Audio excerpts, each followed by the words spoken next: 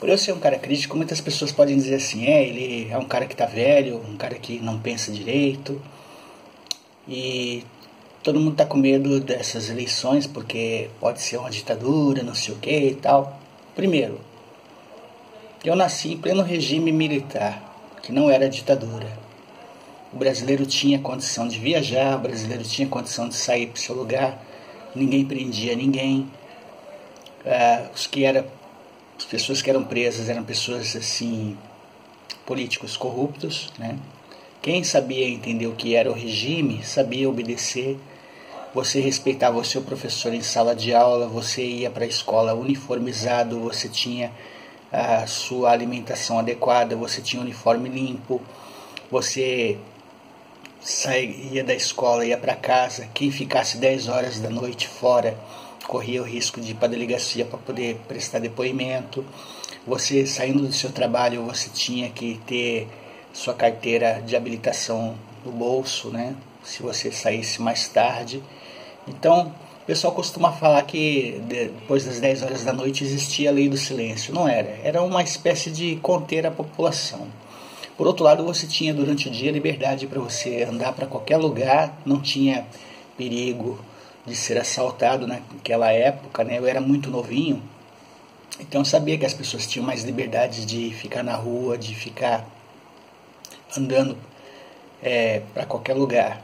E se um policial te abordasse, ele não ia te prender, ele ia apenas perguntar de onde você é, quais seus documentos e tudo mais. E geralmente era mais à noite que eles faziam esse tipo de abordagem. Durante o dia, só se a pessoa realmente almejasse fazer qualquer besteira contra outro cidadão. Década de 70 foi uma década boa. Você tinha liberdade para ter músicas, você tinha liberdade para expressar os seus sentimentos, você tinha liberdade para poder curtir as coisas boas da vida. Década de 80 também, logo no início.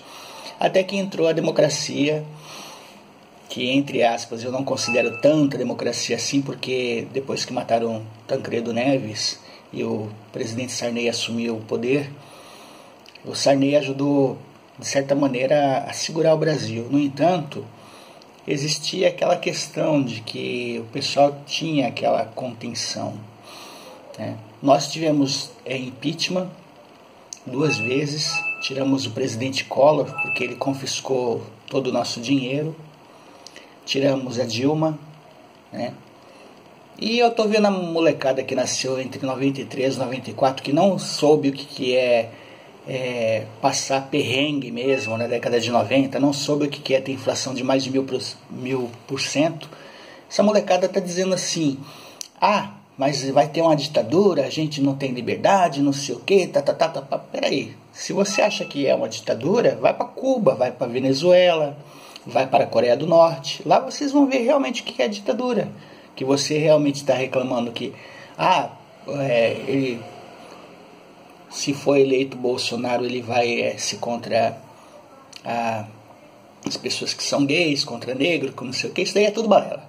Eu acho que é tudo balela pelo seguinte. Primeiro, se você vai realmente para a Coreia, Cuba, Venezuela, só o fato de você falar que é homofóbico, você corre o risco de ser preso. Aqui no Brasil você tem liberdade de ser quem você é.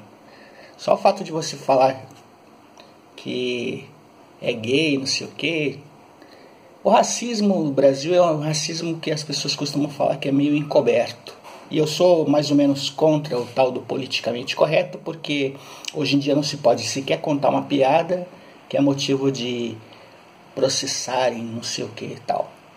No entanto, o que o último governo aí, 12 anos de governo aí, fez com o nosso país? Desarmou o cidadão de bem e continuou armado os outros cidadãos. O brasileiro hoje vive na própria cadeia, na própria casa, ele não tem liberdade para poder sair para a rua, corre risco de ser assaltado. As coisas que acontecem não é somente em cidade grande, ocorre também em cidade pequena. Aí o pessoal pega e reclama que o Nordeste não votou no Bolsonaro, essas coisas. Eu acho o seguinte, existem pessoas do Nordeste que votaram sim. O problema que eu acho é que essas urnas eletrônicas, elas são realmente fraude. essas urnas eletrônicas não garantem o direito de voto. Você vota com medo. Eu ouvi muitas reclamações na própria internet de que as urnas estavam falhando, de que havia problema, mas esse problema não é de hoje, esse problema vem acontecendo desde que as urnas foram implantadas. Se vocês pegarem vídeo de 8, 10, 12 anos atrás, quando as urnas foram implantadas, já havia esses problemas, eles só foram intensificados. Então significa que se ninguém tomou providência para olhar as urnas e de repente os próprios grandões dizem que as urnas elas são perfeitas, eu fico me perguntando, por que então será que os Estados Unidos, os países de primeiro mundo, Japão, esses países que realmente têm uma tecnologia de ponta, rejeitam a urna eletrônica? É meio complicado, né? Para poder pensar. Se esses países rejeitam urna eletrônica, então alguma coisa está errada. E o que está errado é justamente aquilo que a gente vem alertando. Essas urnas são possíveis de fraude. Mas o cidadão ele tem que segurar tudo. É igual o acordo ortográfico. Eu, particularmente, eu aqui, Eduardo, sou contra o acordo ortográfico novo. Por quê? Se eu vejo na internet Portugal, que é o país que de repente foi lá convidado também para poder assinar um acordo, Portugal, os portugueses rejeitam o acordo ortográfico, eles são contra. Se eu vejo os outros países que são de, entre aspas, menos importância, por assim dizer, eles ficam neutros. Alguns são contra, outros são a favor. E somente o Brasil é obrigatório ter o acordo ortográfico, entrou em vigor tal e agora é obrigatório. Eu particularmente eu sou contra porque ninguém fez pesquisa de opinião, ninguém foi às ruas perguntar se estava correto aceitar ou não o acordo ortográfico, ninguém foi pesquisar com a classes estudantis, os alunos de escola, os professores, diretores, acadêmicos mesmo, se aquilo ali era correto ou não. Eu só via universidades chegarem e implantarem e dizer agora tem que estar o acordo ortográfico aqui e acabou. Né? Mas eles mesmos não teve capacidade de chegar e ouvir a opinião do aluno, estudante, e falar eu sou contra o acordo. O aluno teve que engolir aquilo ali pela goela abaixo e ficar calado. E eu, sinceramente, como escritor, se eu escrever meus livros, eu vou pegar e adotar o acordo antigo, porque eu não aceito acordo novo. Muitas palavrinhas, elas são confusas, como, por exemplo, a palavra pelo. Lá em Portugal, eles utilizam 3 formas diferentes para a palavra pelo. E, de repente, tem uma frase que tem pelo, pelo, pelo. Igual aqui o nosso para, né? Para aqui é verbo, para aqui é preposição, etc. Tal. Então, não vem muito ao caso, mas eu acho isso ridículo. Aí o pessoal fala, é o entendimento. Palavras que eram oxítonas, proparoxítonas, paroxítonas, algumas palavras perdem acento, guarda-chuva perde o hífen, né? Linguiça perde o trema. O pessoal até pergunta bem assim, poxa, o trema ele não é importante? Não tem importância nenhuma o trema. Claro que tem, senão ele não estaria marcado no sistema. Né?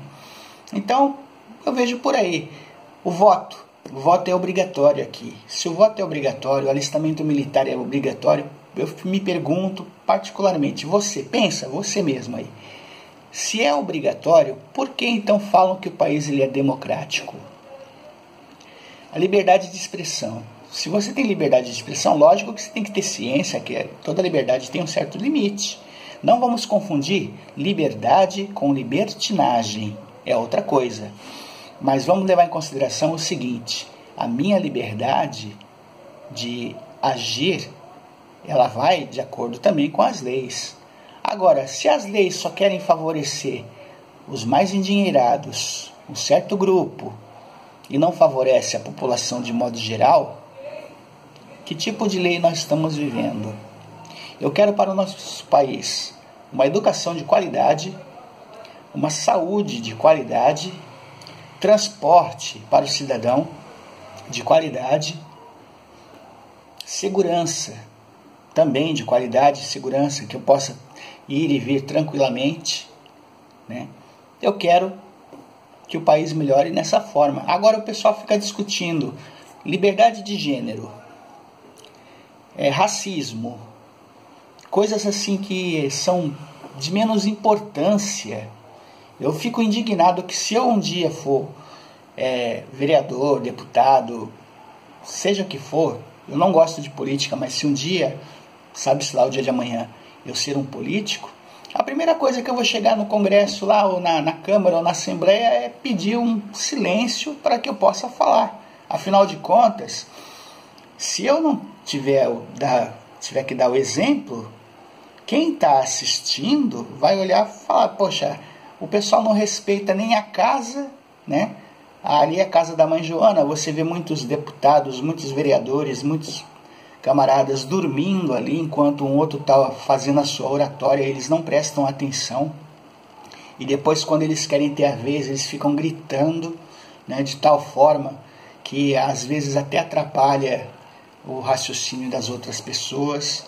Eu vejo ali pessoas, né, assistindo a TV Senado, a Assembleia, eu vejo ali pessoas que não têm preparo intelectual para poder falar. E quando falam coisas sem nexo. Ou seja, defendem coisas que às vezes elas mesmas não acreditam. Eu fico pensando, que tipo de país eu quero para mim? Eu quero um país ótimo. Agora, voltando ao assunto, falar sobre ditadura, não vai haver ditadura. O que vai haver é um país mais seguro, um país onde eu posso confiar, um país onde as pessoas têm que aprender a pensar um pouquinho mais, porque esse negócio de você votar por um prato de comida, você votar em troca disso, daquilo outro, isso daí vai acabar. Você tem que aprender a votar consciente, aprender a cobrar também dos seus políticos de forma consciente. É isso aí.